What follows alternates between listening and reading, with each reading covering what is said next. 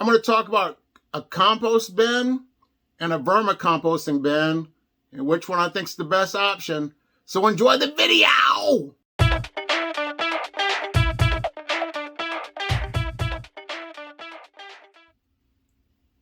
When it comes to composting, there are so many types of methods you can use for your composting system.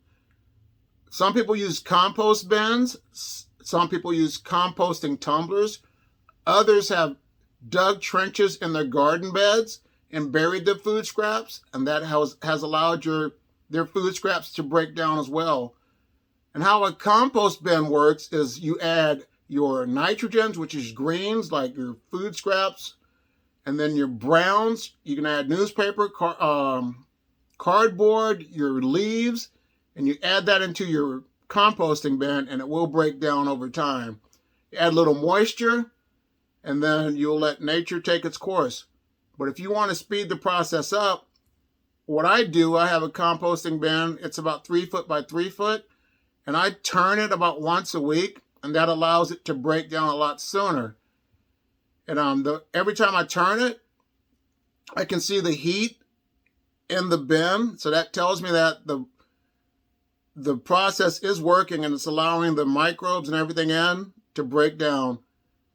And then once the compost is to its final a system, it's eliminated, it'll be cool, and you'll have a lot of nature's critters in there, like spiders, millipedes, worms, and every other thing that can help break down the process even more. So composting bins are a great method. And now, when it comes to vermicomposting, what you do, you would get some composting worms, red wigglers. They could be European night crawlers. They could be blue worms. They could be African night crawlers. And the thing that I like about vermicomposting is you have it in a Rubbermaid tote or a worm bin system, and you put your food scraps in there and your cardboard. You get it moist to the consistency of a wrung out sponge, and the worms will start to consume all the food scraps. And the thing that I like about a vermicomposting system is the worms move left and right. They irrigate your food source and the carbons in there. And then all you have to do is about once a week is also just fluff up the bedding so that it will allow the worms to migrate around and consume the food scraps. It's very easy. The worms do all the work. But the thing about it too is you have to harvest your castings about every 3 to 6 months.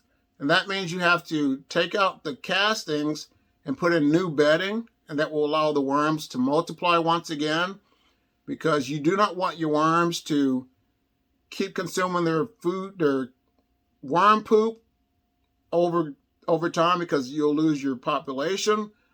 So if you put a healthy source of carbons and food scraps in once again, fresh bedding, that will allow your worms to keep multiplying.